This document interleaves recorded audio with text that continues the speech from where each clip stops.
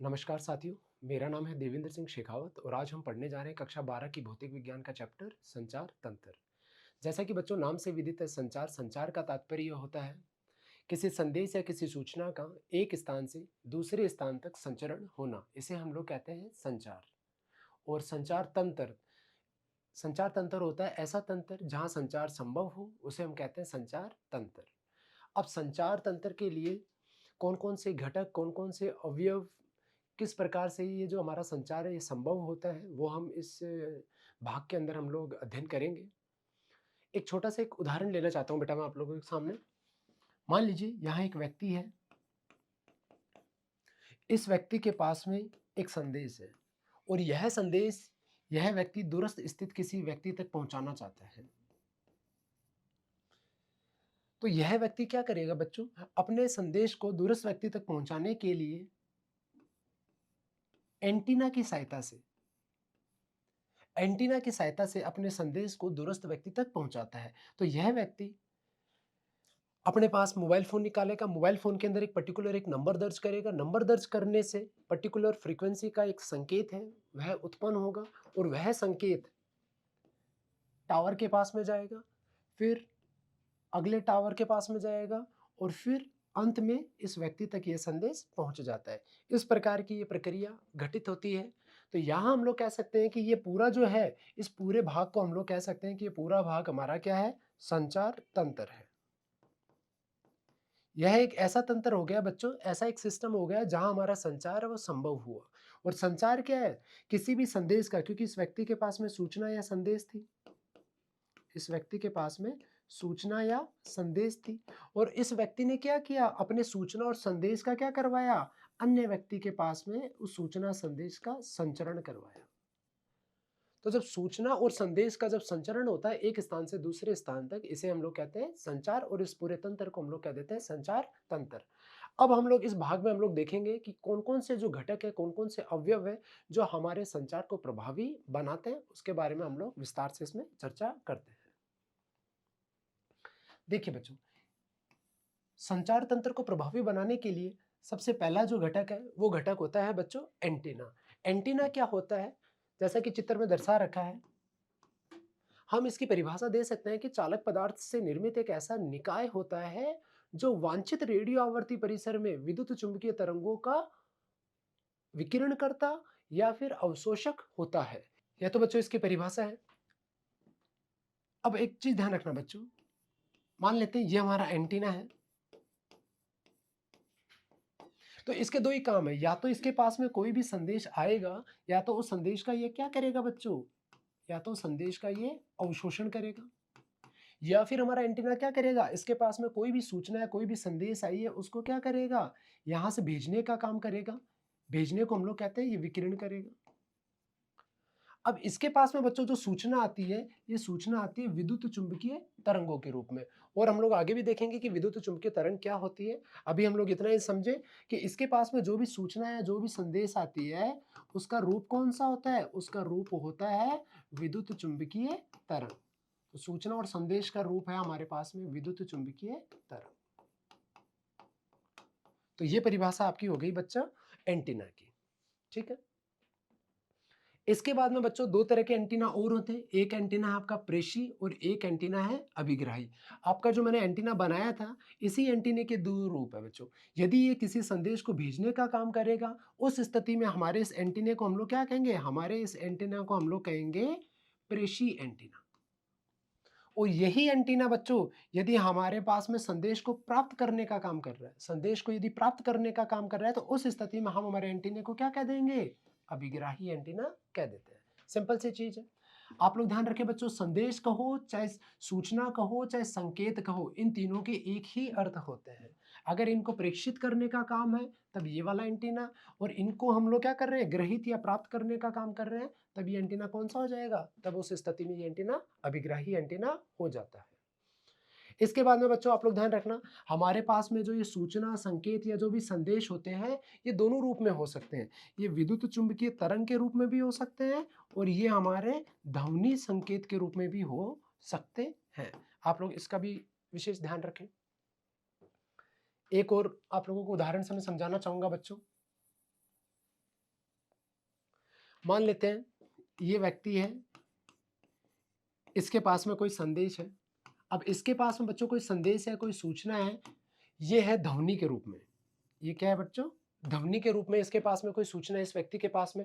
अब हमें पता है कि ध्वनि की अपनी एक चाल होती है और अपनी एक आवृत्ति होती है। ध्वनि की चाल कितनी होती है बच्चों? ध्वनि की चाल होती है 340 मीटर प्रति सेकंड। और ध्वनि की बच्चों जो आवृत्ति होती है, ध्वनि की आवृत्ति होती है बच्चों 20 हर्ट्ज से 20 किलो हर्ट्ज तक। किलो का अर्थ होता है बच्चों, किलो का अर्थ होता है बच्चों हजार, तो हम इसे ऐसे भी लिख सकते हैं 20,000 हर्ट्ज। तो ध्वनि जो संकेत इस व्यक्ति के पास में जो संदेश है ध्वनि के रूप में, उसकी चाल आप लोग ध्यान रखना और उसकी आवृत्ति आप लोग ध्यान रखना। ये जो आवृत्ति है बच्चों, ये आवृत्ति निम्न आवृत्ति होती है। ये आवृत्ति क्या होती है बच्चों? यह आवृत्ति निम्न आवृत्ति होती है। और हमें पता है आइंस्टीन के E बराबर एच न्यू, E बराबर एच न्यू सूत्र के आधार पे हम कह सकते हैं यदि आवृत्ति, यहाँ पर बच्चों ये जो न्यू है ये आवृत्ति है, इस सूत्र के आधार पे हम कह सकते हैं बच्चों यदि आवृत्ति का मान कम है तो ऊर्जा का मान भी क्या होगा? कम होगा। तो ध्वनि संकेत के रूप में हमारे पास में जो आवृत्ति है ये निम्न आवृत्ति है, अर्थात ध्वनि संकेत के अंदर जो ऊर्जा होती है वो ऊर्जा भी क्या होती है बच्चों? ऊर्जा भी हमारी निम्न होती है। अर्थात निम्न ऊर्जा का कोई संदेश या सूचना हमारे पास में है तो हम इस निम्न ऊर्जा के संकेत को अधिक दूरी तक हम इसे प्रेषित नहीं कर सकते। इसी कारण, इसी सीमा के कारण हम हमारे इस ध्वनि संकेत का रूपांतरण करते हैं। ध्वनि संकेत का रूपांतरण किस में करते हैं बच्चों? ध्वनि संकेत का रूपांतरण किस में करते हैं बच्चों? विद्युत चुंबकीय तरंग के रूप में। अब यह रूपांतरण कैसे संभव होता है? तो हमारे फोन के अंदर एक डिवाइस होती है बच्चों, उस डिवाइस का नाम है ट्रांसड्यूसर।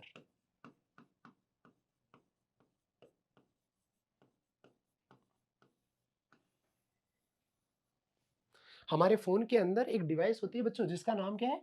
ट्रांसड्यूसर। इसकी सहायता से हम लोग ये रूपांतरण कर सकते हैं।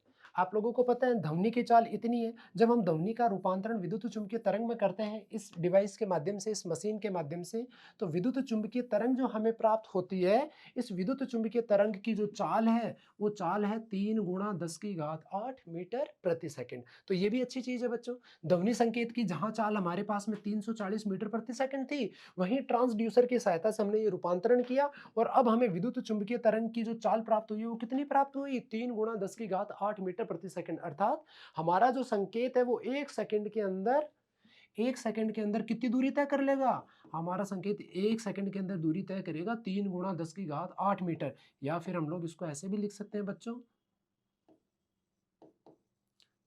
3 लाख किलोमीटर प्रति सेकंड। यानी 1 सेकंड में 3 लाख किलोमीटर की दूरी हमारा संकेत तय कर रहा है, जबकि ध्वनि संकेत में हमारा संकेत कितनी दूरी तय कर रहा था? 1 सेकंड के अंदर 340 मीटर की दूरी तय कर रहा था। तो ये रूपांतरण होने से हमारा जो संकेत है वो बहुत कम समय में दूरस्थ स्थान तक पहुंच सकता है। जैसा कि अपन ने चर्चा की बच्चों, ट्रांसड्यूसर की सहायता से ये रूपांतरण संभव है। आप लोग ये भी ध्यान रखना बच्चों कि हम लोग ध्वनि संकेत को विद्युत चुंबकीय तरंग में रूपांतरित कर रहे हैं, तो यह जो रूपांतरण है वो एक तरफा रूपांतरण नहीं है। हम लोग विद्युत चुम्बकीय तरंग को भी ध्वनि संकेत के अंदर रूपांतरित कर सकते हैं। ये दोनों तरह से संभव है। मान लीजिए मेरे पास में कोई संदेश है, मैं दूरस्थ बैठे किसी व्यक्ति तक वह संदेश पहुंचाना चाहता हूं, तो मेरे पास में जो संकेत है, जो संदेश है वो ध्वनि के रूप में है। तो मैं ध्वनि के रूप में जैसे ही कुछ बोलता हूं तो हम मेरे मोबाइल में लगी हुई जो डिवाइस है ट्रांसड्यूसर, वो उस ध्वनि संकेत को किस में रूपांतरित कर देगी? विद्युत चुम्बकीय तरंग में रूपांतरित कर देगी। फिर वो विद्युत चुम्बकीय जो तरंग है वो टावर यानी एंटीना के माध्यम से दूरस्थ स्थान पे जाता है। तो यह जो प्रक्रिया है कुछ इस प्रकार से घटित होती है।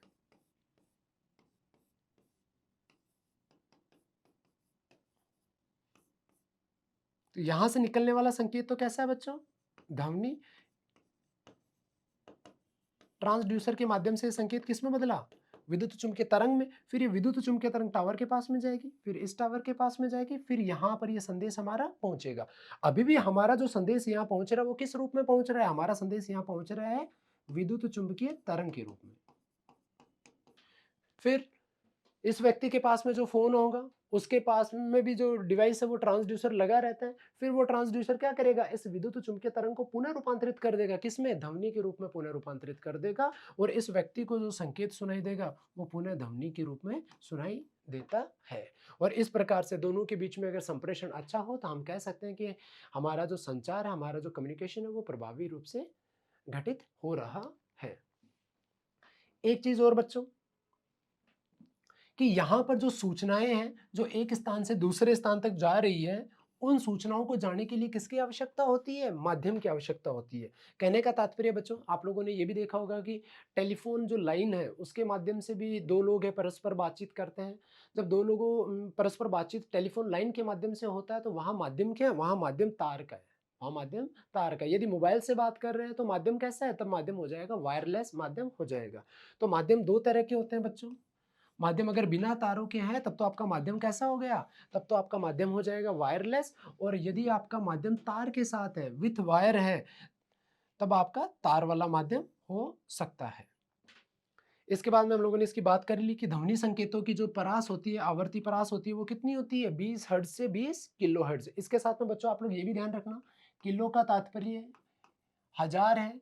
एक मेगा का जो मतलब होता है बच्चों 10 की पावर 6 होता है। एक बच्चों गीगा होता है, इसका तात्पर्य 10 की घात 9 होता है। अगर हम लोग बात करें ना 1 किलो हर्ट्ज, तो ये वाला मान किसके बराबर होगा? 1000 के। 1 मेगाहर्ट्ज का मतलब 10 की घात 6 और 1 गीगाहर्ट्ज का मतलब 10 की घात 9। ये वाले मान भी हम लोग ध्यान रखेंगे। इसके बाद में बच्चों जिस प्रकार से ध्वनि संकेत का अपना आवर्ती परास होता है, उसी प्रकार से विद्युत चुम्बकीय तरंग का भी अपना क्या होता है? एक आवर्ती परास होता है। तो आप लोग ध्यान रखें बच्चों, आप लोग ध्यान रखें, विद्युत चुम्बकीय तरंग, इसका भी अपना क्या होता है बच्चों? एक आवर्ती परास होता है। इसकी भी अपनी क्या होती है? एक आवर्ती होती है।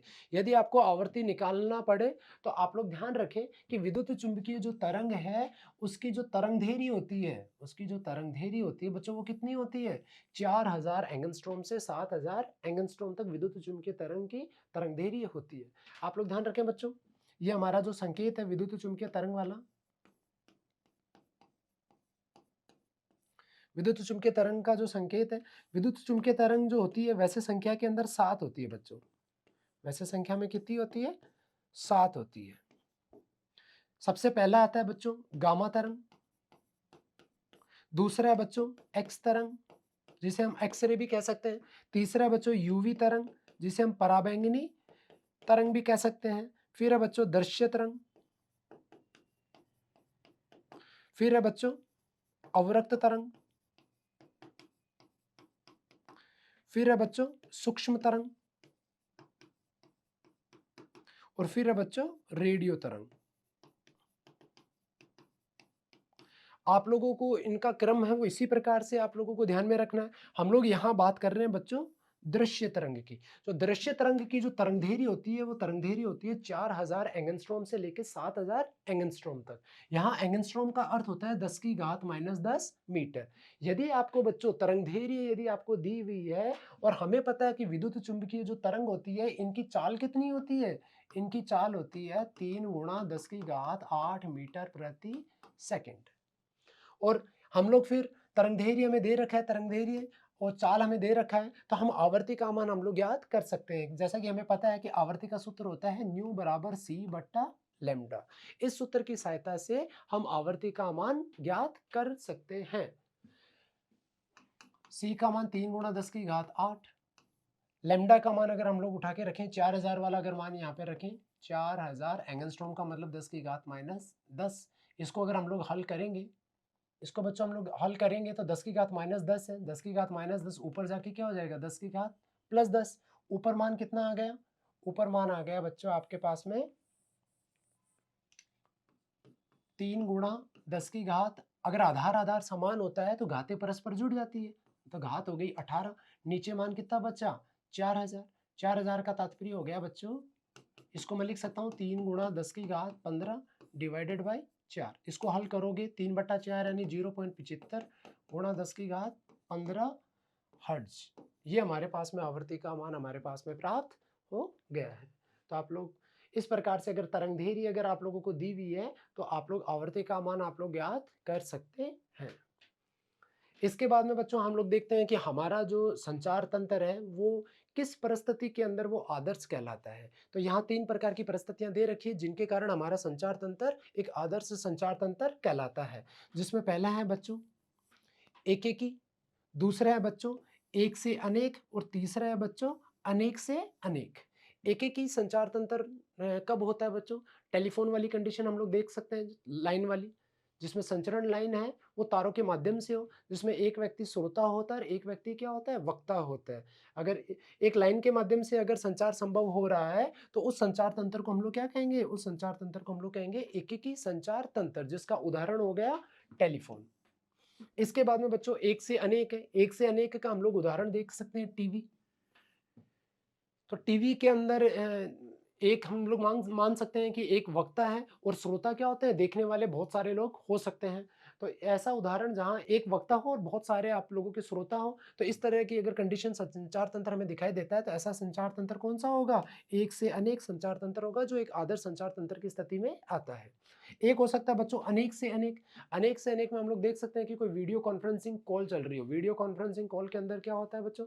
4-5 लोग या परस्पर आपस में बात करते हैं जिसमें श्रोता कोई भी हो सकता है। कोई भी श्रोता हो सकता है और कोई भी वक्ता हो सकता है। ऐसा नहीं कि यह वक्ता है तो यही बोलेगा। ऐसा नहीं है वो वक्ता बोल रहा है, वो थोड़ी देर में वो श्रोता बन जाता है। जो श्रोता है फिर वो वक्ता बन जाता है। तो वीडियो कॉन्फ्रेंसिंग की जो कॉल है, वो आप लोगों का इस प्रकार के संचार तंत्र के उदाहरण में आती है अनेक से अनेक। तो ये 3 कंडीशंस हैं जो आपके आदर्श संचार तंत्र को प्रभावी बनाती है। एकेकी, एक से अनेक और अनेक से अनेक।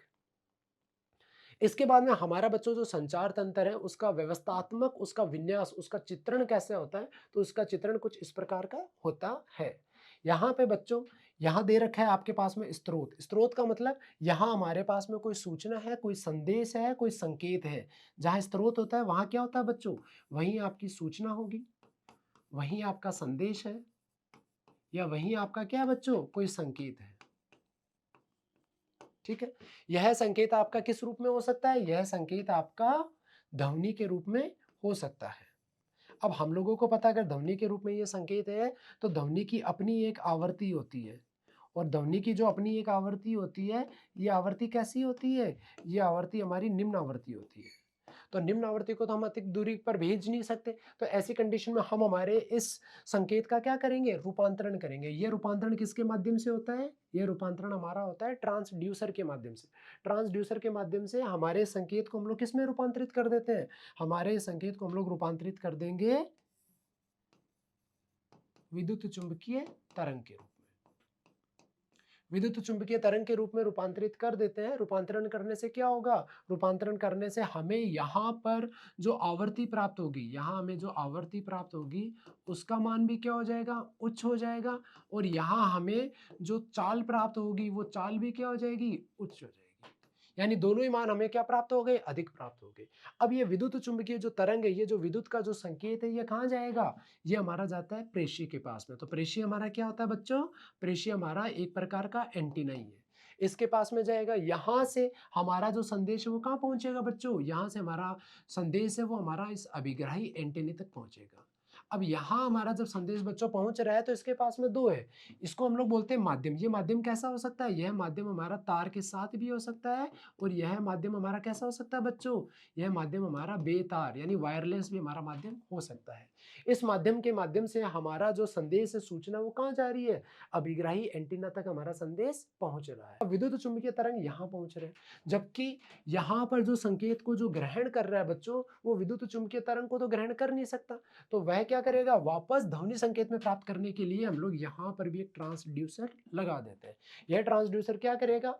यहाँ जो प्राप्त विद्युत चुंबकीय तरंग है उसको पुनः किसमें बदल देगा? उसे पुनः ध्वनि संकेत के अंदर परिवर्तित कर देगा। तो इसी प्रकार से जो हमारा जो प्रभावी जो संप्रेषण है संचार का, वो घटित होता है। पर कई बार क्या होता है बच्चों, हमारे माध्यम के अंदर कुछ शोर उत्पन्न हो जाता है। आप लोगों ने कई बार देखा भी होगा, दो लोग परस्पर बात करते हैं तो बीच में कुछ डिस्टरबेंस आ जाता है, बीच में आवाज थोड़ी क्लियर सुनाई नहीं देती है, डिस्टरबेंस आ जाता है, हमारे माध्यम के अंदर कुछ शोर उत्पन्न हो जाता है जिसे विज्ञान की भाषा में हम लोग कहते हैं रव। यह रव उत्पन्न हो जाता है, जिसके कारण हमारा जो संप्रेषण है, संचार का है, वो इसमें एक बाधा उत्पन्न होती है, अवरोध उत्पन्न होती है। तो यह हमारा एक संचार तंत्र का एक व्यवस्थात्मक विन्यास है, जिसमें आप लोग ये जो घटक है इनके नाम भी आप लोग ध्यान रखेंगे और इस चित्र को भी आप लोग ध्यान रखेंगे। इसके बाद में बच्चों संचार तंत्र के अवयव जो इसके चित्रण में दर्शा रखे थे वही इसके अवयव है बच्चों। ये एंटीना प्रेषी, दूसरा हो गया माध्यम। प्रेषी को ध्यान रखना बच्चों, सेंडर भी कह सकते हैं और इसका एक दूसरा नाम और है बच्चों अंग्रेजी में ट्रांसमीटर, इसे हम लोग ट्रांसमीटर भी कह सकते हैं। माध्यम, मीडियम, अभिग्राही जिसको हम लोग क्या बोल रहे हैं रिसीवर, और चौथा इसका घटक कौन सा है बच्चों रव, जिसे बोलते हैं नॉइस। तो ये इसके चार घटक हैं। आपको सीधे सीधे प्रश्न भी पूछ सकते हैं संचार तंत्र के अवयव, तो आप लोगों को इन चारों के नाम लिखने, या आपको रव की अगर परिभाषा पूछे तो रव क्या होता है बेटा, अनवांटेड सिग्नल होते हैं। अनवांटेड सिग्नल है, अवांछनीय संकेत है, जो कई बार क्या होता है हमारे माध्यम में उपस्थित हो जाते हैं। अब अनवांटेड सिग्नल है जिनको हम चाह तो नहीं रहे, अगर ये माध्यम में उपस्थित होंगे तो क्या करेंगे, हमारे संचरण के अंदर, हमारे संचार में क्या करेंगे, बाधा उत्पन्न करते हैं। तो आप लोग रव के बारे में भी ध्यान रखना। इसके बाद में बच्चों हम लोग देखते हैं कि हमारा जो संकेत है उसके रूप कौन कौन से होते हैं। तो वैसे तो संकेत के बहुत सारे रूप होते हैं, पर मुख्यतः इस भाग में हम लोग दो प्रकार के संकेत देखेंगे। एक संकेत तो होता है बच्चों आपका एनालॉग संकेत, और दूसरा आपका होता है डिजिटल संकेत। एनालॉग जो संकेत होते हैं बच्चों, इनको अनुरूप संकेत भी कह सकते हैं और इसको सतत संकेत भी हम लोग कह सकते हैं। इसी प्रकार जो डिजिटल संकेत है बच्चों, डिजिटल संकेत को हम लोग अंकीय संकेत या फिर इनको विविक्त संकेत भी कहा जा सकता है। अब इनकी अलग अलग परिभाषा देखते हैं, एनालॉग संकेत क्या होते हैं और डिजिटल संकेत क्या होते हैं। तो आप लोग ध्यान रखना बच्चों, जो एनालॉग जो संकेत है ये ऐसे विद्युत संकेत होते हैं जो समय के साथ ज्यावक्रीय रूप में परिवर्तित होते हैं।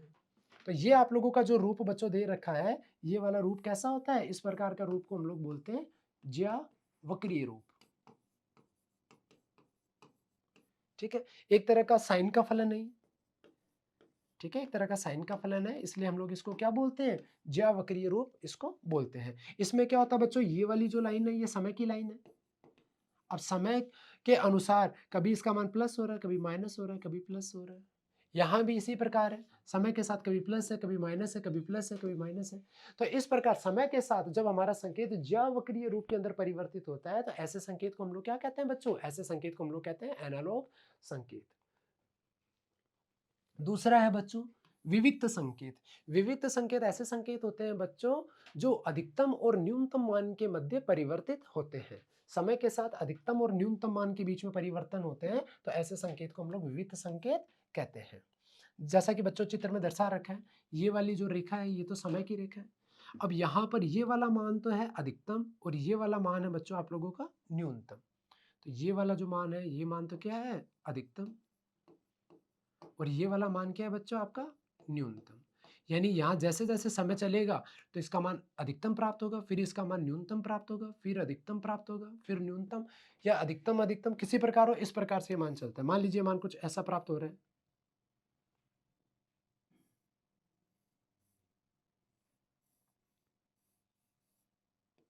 मान लीजिए कुछ इस प्रकार का चित्र हो, तो हम लोग क्या कहेंगे, इसको तो मानते हैं जीरो, इसको मानते हैं एक, यानी यहां से यहां तक का मान तो क्या है अधिकतम, फिर ये वाला मान क्या है, ये वाला मान है न्यूनतम, फिर ये वाला मान अधिकतम,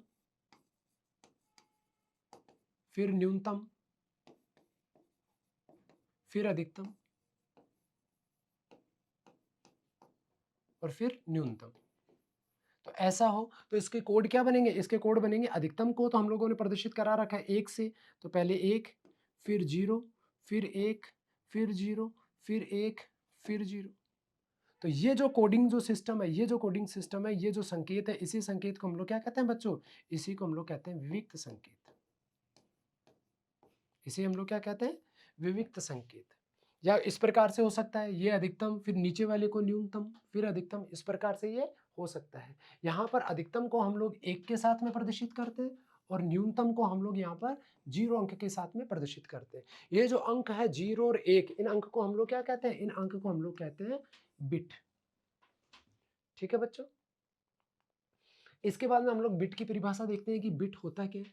तो सामान्यतः जो बिट है वो जीरो या एक अंक होता है बिट, और ये जो अंक 2 है तो हम लोग कह सकते हैं कि ये कैसी पद्धति है, ये पद्धति होगी द्विआधारी। जैसे हम लोग दशमलव की बात करते हैं बच्चों, दशमलव की बात करते हैं उसमें 10, क्योंकि वो संख्या 0 से लेके 9 तक होती है, तो यहाँ कुल संख्या 10 है, इसलिए हम लोग इसको कहते हैं दशमलव पद्धति। यहाँ हमारे पास में अंक कितने हैं, 2 ही अंक है, 0 और 1, 2 ही अंक है, तो हम लोग इस पद्धति को क्या कहेंगे, इस पद्धति को हम लोग कह देते हैं द्विआधारी पद्धति। और ये जो बिट वाला जो है, ये अपने डिजिटल जो उपकरण है, डिजिटल उपकरण के अंदर जो भी संदेश है, जो भी सूचना है, जो भी संकेत है, उनका संग्रहण, संग्रहण यानी इकट्ठा होना, और प्रोसेस यानी उनका प्रवाह होना, यानी हमारे जो संकेत है डिजिटल उपकरण के अंदर स्टोर होना और वो प्रोसेसिंग होना, वो दोनों किसके माध्यम से होते हैं, वो बिट के माध्यम से ही होते हैं। नेक्स्ट देखते हैं, फिर हम लोग देखते हैं बच्चों बैंड चौड़ाई, या फिर हम लोग देखते हैं बैंड विस्तार।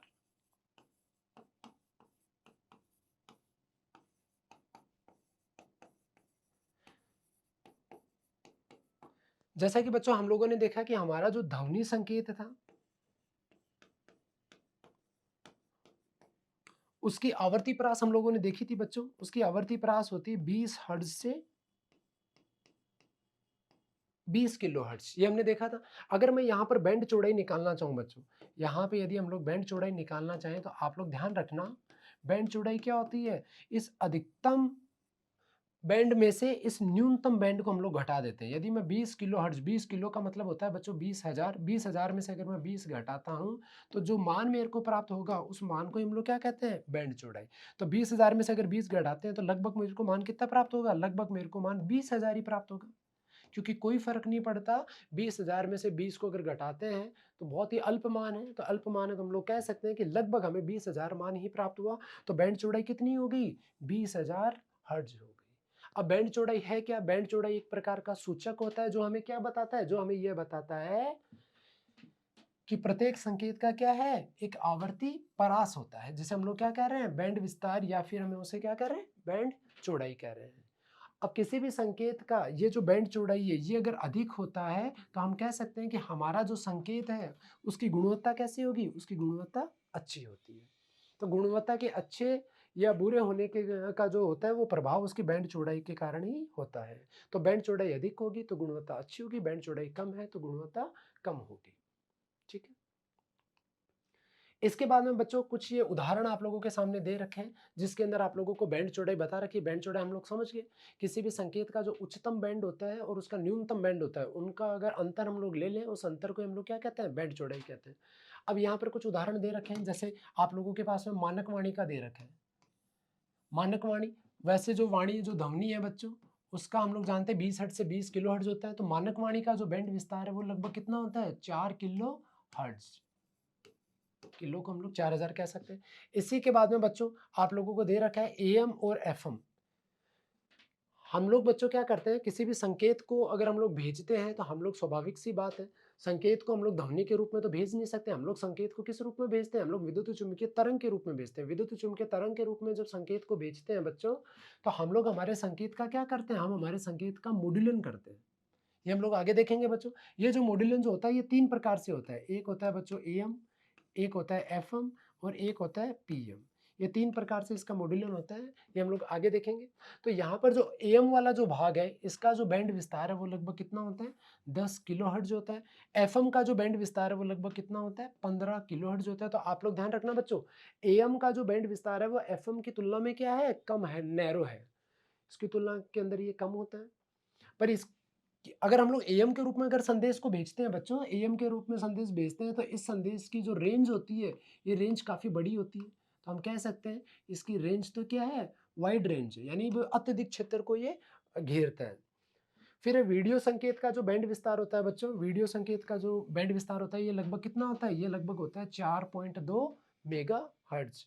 इसी प्रकार से बच्चों टीवी का जो बैंड विस्तार होता है वो लगभग कितना होता है, वो लगभग होता है 6 मेगाहर्ट्ज। तो आप लोग सीधे सीधे आप लोग ध्यान रखें इनका, कि वीडियो संकेत में, टीवी के अंदर, एफएम में, एएम में और मानक वाणी का कितना होता है। कई बार प्रश्न आ जाता है एएम को अधिक उपयोग में क्यों लिया जाता है, तो हम लोग कह सकते हैं कि एएम का अधिक उपयोग में लेने के 2 कारण हैं। एक कारण तो ये है कि एएम का जो बैंड विस्तार होता है वो नैरो होता है एफएम की तुलना में। हम कह सकते हैं कि जो एएम का जो बैंड विस्तार है, एएम का बैंड विस्तार कम है। दूसरा हम कह सकते हैं कि एएम का जो संचरण है, जो संचरण क्षेत्र है वो एफएम की तुलना में क्या होता है, अधिक होता है। तो ये दो कारण है, दो कारण के कारण हम जो भी हमारे संदेश भेजते हैं वो एएम के रूप में भेजते हैं। आगे देखते हैं बच्चों, आगे है विद्युत चुंबकीय तरंग। तो अब बच्चों आप लोग ध्यान रखें,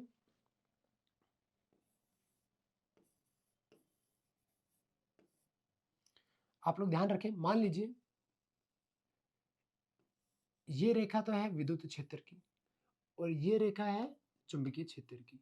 तो विद्युत क्षेत्र और चुंबकीय क्षेत्र के अंदर अगर परस्पर यदि कंपन हो तो कंपन के कारण इनके लंबवत दिशा के अंदर, इनके लंबवत दिशा के अंदर एक तरंग उत्पन्न होती है, जिस तरंग को हम लोग क्या कहते हैं बच्चों, उस तरंग को हम लोग कहते हैं विद्युत चुंबकीय तरंग। सिंपल सी बात है। विद्युत चुंबकीय तरंग हमें प्राप्त कैसे होती है बेटा?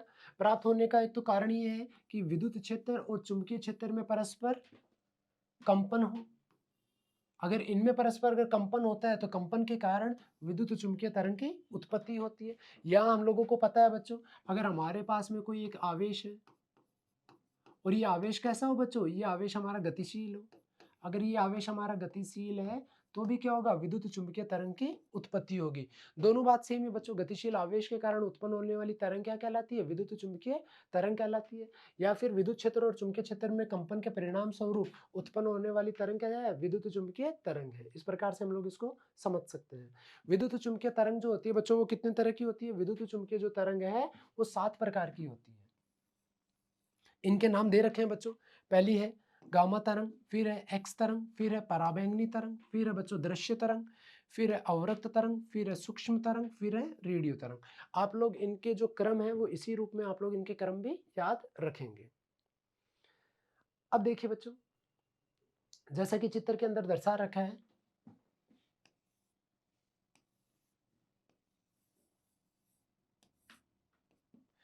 ये वाला तो है बच्चों विद्युत क्षेत्र। यहां हम लोग इसके कंपन को कुछ इस प्रकार से दर्शाते हैं।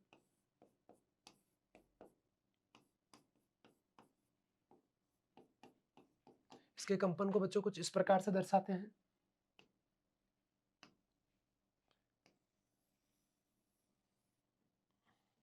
ये है बच्चों चुंबकीय क्षेत्र।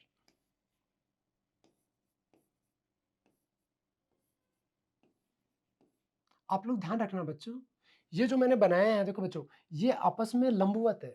ये रेखा कुछ इस प्रकार से जा रही है, ये रेखा इस प्रकार से आ रही है। देखिए तो ये रेखाएं परस्पर क्या है बच्चों, लंबवत है। जब ये दोनों लंबवत हो,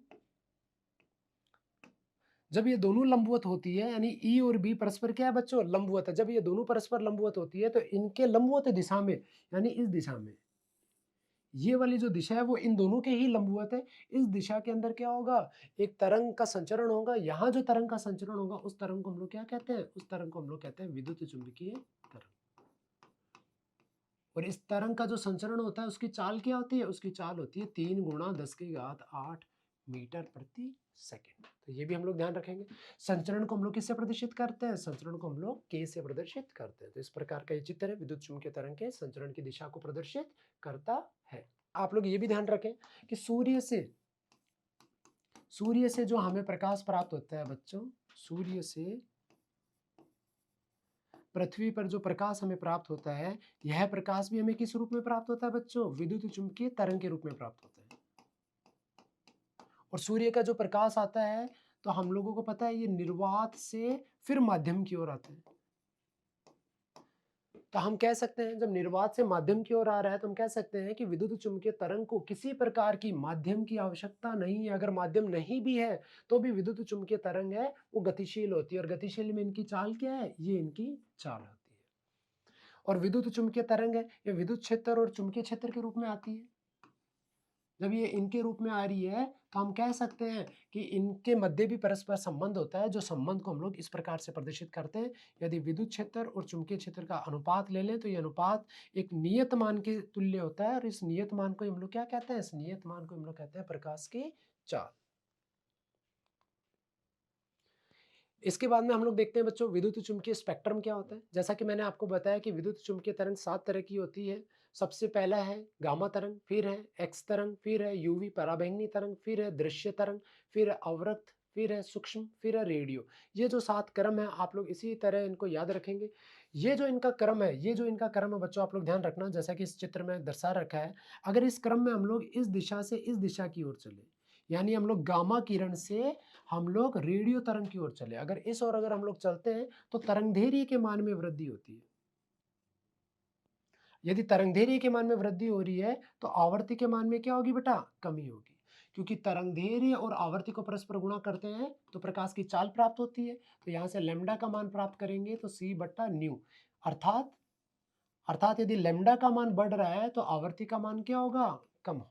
व्युत्क्रमानुपाती संबंध होता है। अगर हम इस दिशा की ओर जाएंगे तो तरंगदैर्घ्य के मान में वृद्धि होगी और आवर्ती के मान में क्या होगी? कमी होगी। इसका विपरीत मान लीजिए हम लोग इस दिशा की ओर चले, तो इस दिशा की ओर अगर हम लोग चलते हैं तो आवर्ती के मान में तो वृद्धि होगी और तरंगदैर्घ्य के मान में क्या होगी बच्चों? तरंगदैर्घ्य के मान में कमी होती है। तो ये इनका जो क्रम है, विद्युत चुम्बकीय तरंगों का ये जो क्रम है, आवर्ती और तरंगदैर्घ्य के बढ़ते या घटते क्रम है। विद्युत चुम्बकीय तरंगों के आवर्ती या तरंगदैर्घ्य के बढ़ते या घटते का जो ये क्रम है, इस क्रम को ही हम लोग क्या कहते हैं? विद्युत चुम्बकीय स्पेक्ट्रम कहते हैं।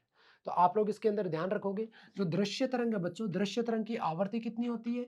दृश्य तरंग की आवर्ती होती है इस कोटि की 10⁻14 हर्ट्ज। दृश्य तरंग की आवर्ती कितनी होती है? 10⁻14 हर्ट्ज इस कोटि की होती है। और रेडियो तरंग की क्या होती है बच्चों? रेडियो तरंग की होती है 10⁻2 से 10⁻8 तक। ये इसकी रेंज है बच्चों, 10⁻2 से 10⁻8 हर्ट्ज तक। ये क्या है? रेडियो तरंग की आवर्ती की कोटि होती है। तो ये भी हम लोग ध्यान रखेंगे। ये हम लोगों ने संबंध देख ही लिया। यहाँ पर जो ये है, ये आपका न्यू है, तो न्यू बराबर हम लोग क्या है? c बट्टा लैम्डा। ये संबंध हम लोगों ने देख लिया। जहाँ न्यू तो क्या होता है? तरंग की आवर्ती होती है। लैम्डा क्या है? तरंग की तरंगदैर्घ्य। तरंग की तरंगदैर्घ्य को किस में मापेंगे? मीटर के अंदर। तरंगदैर्घ्य का तात्पर्य होता है किसी तरंग द्वारा कितनी दूरी तय की गई है। जो दूरी जो तय होती है इसके द्वारा, उस दूरी को हम लोग किस में मापेंगे? मीटर के अंदर मापेंगे। c क्या है? प्रकाश की चाल है, जो कितना होता है ये हमें पता ही है, 3 × 10⁸ मीटर प्रति सेकेंड। इसके बाद में एक सारणी दर्शा रखी है बच्चों आवर्ती की, तो ये सारणी को भी आप लोग एक बार देख लीजिए। यहां पर है ELF। ELF का मतलब होता है बेटा एक्सट्रीम लो फ्रीक्वेंसी, अत्यंत निम्न आवर्ती। फिर है VLF। V का मतलब है बच्चों very low frequency, very low frequency, अति निम्न आवर्ती। फिर है LF। ये टर्म बहुत इंपॉर्टेंट है बेटा, इनको आपको पता रहना चाहिए। LF का मतलब है बच्चों लो फ्रीक्वेंसी, ऊपर वाले में से ही ले लेंगे। LF इसका मतलब हो गया लो फ्रीक्वेंसी, निम्न आवर्ती। फिर है बच्चों MF। MF का मतलब होता है बच्चों मध्य, मीडियम फ्रीक्वेंसी, इसका मध्य आवर्ती। फिर है बच्चों HF। HF का तात्पर्य होता है बच्चों हाई फ्रीक्वेंसी, उच्च आवर्ती। फिर है VHF। V का मतलब वेरी हो जाएगा, तो वेरी हाई फ्रीक्वेंसी मतलब अति उच्च आवर्ती। फिर है बच्चों UHF। UHF का तात्पर्य हो जाएगा बच्चों अल्ट्रा हाई फ्रीक्वेंसी, यानी परा उच्च आवर्ती। फिर है बच्चों SSF। ये हो जाएगा बच्चों आपका अति उच्च आवर्ती। तो ये जो आवर्ती के जो परिसर है बच्चों आप लोगों को दर्शा रखें। आप लोग ध्यान रखना बच्चों, जैसे जैसे आपकी आवर्ती के मान में वृद्धि हो रही है, वैसे वैसे आपके तरंगदैर्घ्य के मान में क्या हो रही है? धीरे धीरे कमी हो रही है। क्योंकि हम लोगों को पता है आवर्ती के मान में यदि वृद्धि होती है, आवर्ती के मान में यदि वृद्धि होती है तो हम लोगों को पता है तरंगदैर्घ्य के मान में क्या होगी? कमी होगी। क्योंकि इनमें आपस में संबंध कैसा होता है? संबंध इनमें व्युत्क्रमानुपाती संबंध होता है। इनके बारे में भी हम लोगों ने पता ही है। किलो का मतलब क्या होता है बच्चों? किलो का मतलब होता है 1000। यहाँ पर 3 किलो हर्ट्ज है, तो 3 किलो हर्ट्ज का तात्पर्य क्या हो जाएगा? 3000 हर्ट्ज हो जाएगा। इसी प्रकार बच्चों यहाँ पे मेगाहर्ट्ज दे रखा है, तो मेगाहर्ट्ज का मतलब क्या हो जाएगा बच्चों? मेगाहर्ट्ज का मतलब हो जाएगा 3 × 10⁶ हर्ट्ज। इसी प्रकार से बच्चों यहाँ पर गीगाहर्ट्ज दे रखा है, तो गीगाहर्ट्ज का मतलब क्या हो जाएगा बच्चों? गीगाहर्ट्ज का तात्पर्य है 3 × 10⁹ हर्ट्ज। यहाँ पे बच्चों ये वाली जो फ्रीक्वेंसी हमारे बहुत अधिक काम आएगी बच्चों, ये वाली जो फ्रीक्वेंसी है, ये वाली फ्रीक्वेंसी, क्योंकि हमारा जो संचार है वो रेडियो तरंगों पर आधारित है और रेडियो तरंगों के ऊपर सबसे ज़्यादा ये फ्रीक्वेंसियाँ काम आती है। ठीक है बच्चों? तो ये वाली जो फ्रीक्वेंसी है, इस फ्रीक्वेंसी को हम लोग बोलेंगे निम्न आवृत्ति की है। ये वाली फ्रीक्वेंसी है मध्य आवृत्ति की और ये वाली फ्रीक्वेंसी क्या है? उच्च आवृत्ति की है। ठीक है? तो जिस प्रकार से आवृत्ति अगर बढ़ रही है तो तरंगदैर्घ्य का मान भी क्या है? घट रहा है, व्युत्क्रमानुपाती होता है और इनके उपयोग हम लोग देख सकते हैं। अगर अत्यंत निम्न आवृत्ति है तो अत्यंत निम्न आवृत्ति का उपयोग कहाँ होता है? मेंस की विद्युत जो इलेक्ट्रिसिटी का जो सप्लाई है उसमें इसका उपयोग होगा। फिर अति निम्न आवृत्ति वेरी लो फ्रीक्वेंसी है, इसका उपयोग कहाँ होगा बच्चों? इसका उपयोग होगा सोनार के अंदर। निम्न आवृत्ति है लो फ्रीक्वेंसी, इनका उपयोग होगा समुद्री नौवहन में। और मध्य फ्रीक्वेंसी का कहाँ होगा? मध्य तरंग रेडियो के अंदर, लघु तरंग रेडियो के अंदर और एफएम रेडियो के अंदर इनका उपयोग होगा बच्चों। ठीक है, इसको भी आप लोग ध्यान रखना बच्चों, इसको भी। परा उच्च आवृत्ति है, इसका उपयोग होगा वाणिज्यिक टीवी, रेडियो, रडार के अंदर। और अति उच्च आवृत्ति है, इसका संबंध किससे है? उपग्रह संचार, सेलुलर, मोबाइल आदि इनके अंदर इसका उपयोग होता है। तो सारणी को भी हम लोग ध्यान रखेंगे बच्चों। इसके बाद में बेटो प्रसारण की आवृत्तियां दर्शा रखी हैं बच्चों, ये भी आप लोग ध्यान रखना। वीएचएफ टीवी के अंदर आवृत्ति होती है 41 से 68 मेगाहर्ट्ज की।